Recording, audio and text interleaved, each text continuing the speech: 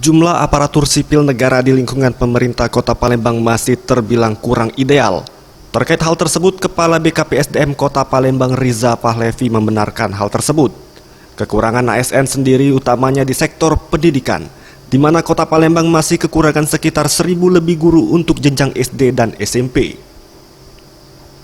Untuk mengatasi hal tersebut, pada tes CPNS tahun 2021 yang rencananya akan digelar, pihaknya telah menyampaikan usulan formasi ke Menpan RB dengan spesifikasi formasi sekitar 500 formasi untuk guru, tenaga kesehatan dan teknis lainnya.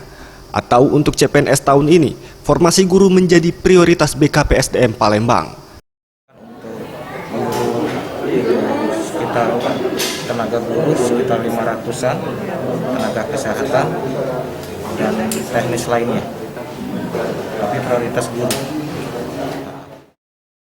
Tim Liputan Sriwijaya TV.